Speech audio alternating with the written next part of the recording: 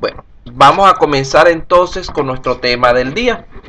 Hoy nos toca prácticamente finalizar con lo que es la unidad número 4.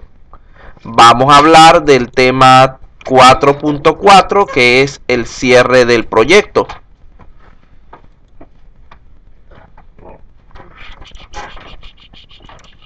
Bueno, cuando estamos hablando de proyectos, vean que al igual que cualquier otra situación que nosotros analicemos, está compuesto básicamente por tres componentes: las entradas, las salidas y los procesos o técnicas y herramientas.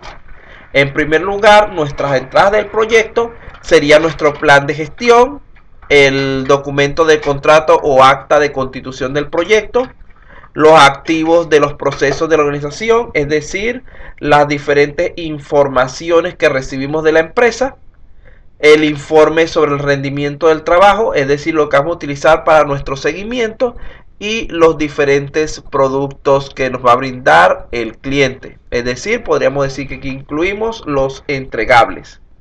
En la parte de herramientas y técnicas tenemos los métodos utilizados por el grupo de desarrollo del proyecto, es decir, por el equipo que va a encargarse de su gestión. Si la gestión de proyectos está basada en una técnica, en una metodología específica como el PMBOK, esto nos sirve también como referencia y debemos procurar cumplirlas. Tenemos lo que es la gestión del valor ganado y el juicio de expertos dentro de elementos que entrarían en nuestra parte de proceso de desarrollo de nuestro proyecto. Ahora bien, ya hemos hablado de todos esos elementos de manera a veces más práctica, menos teórica, y otras veces más teórica, pero ya hemos cubierto todos esos primeros tres elementos. Nos falta simplemente lo que serían las salidas.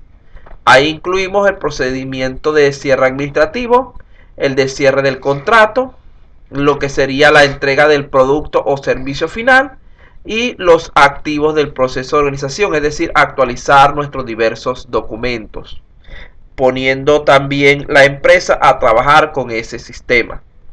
Allí sería la etapa en la que nos encontramos actualmente, en la de salida o cierre del proyecto.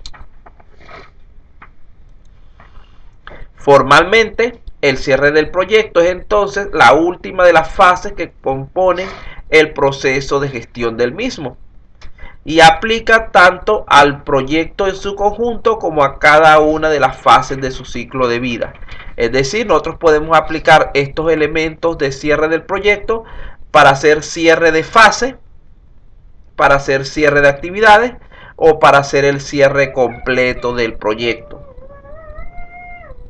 De esta forma, si tenemos un proyecto que se ejecuta por fase, por ejemplo, un proyecto básico, constructivo, de compras, etcétera, o en nuestro caso, nuestro proyecto que tiene 5 fases: comunicación, planeación, modelado, construcción y despliegue, podemos aplicar un cierre cada vez que culmine una de nuestras fases para garantizar más aún el cumplimiento de los requisitos establecidos.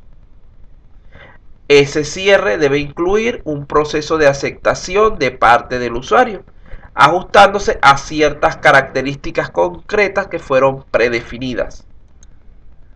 ¿Por qué es importante entonces realizar el cierre del proyecto? Desde un punto de vista práctico y formal, la finalización del proyecto significa el cumplimiento de todos los compromisos y su cierre, tanto como con la propia organización como con las personas externas a ellas. Ahí incluimos, por ejemplo, pago de todo lo que se deba a proveedores, cobro de nuestro monto con el cliente, pago a nuestros empleados que conforman el equipo de desarrollo, etcétera.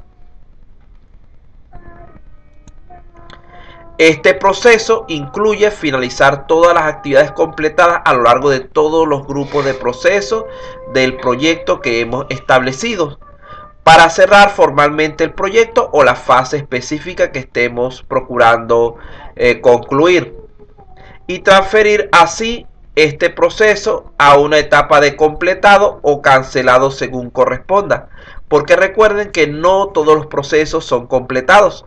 Hay ciertos casos donde el proyecto se cae a medias o inclusive ya casi finalizando por alguna situación. Hay personas que estuvieron con su proyecto, por ejemplo, de negocio en el mes de marzo.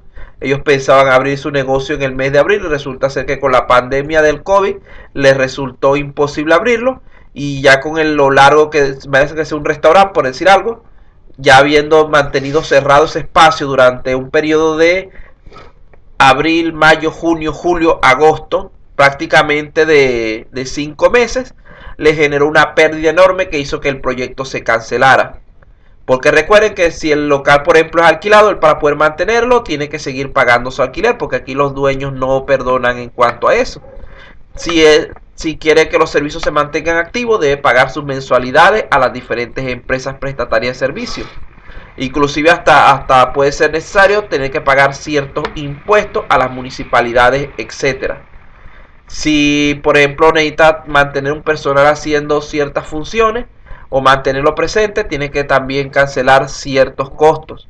Entonces, como ven, el proyecto se cae por un factor de tipo externo. También puede suceder esto por factores de tipo interno. Se desarrollan entonces dos procedimientos básicos para establecer el cierre del proyecto, formados por diversas interacciones necesarias para las actividades que se requieren a lo largo de la conclusión del proyecto completo o de una fase específica. Estas dos actividades de cierre del proyecto son el cierre administrativo y el cierre de contrato.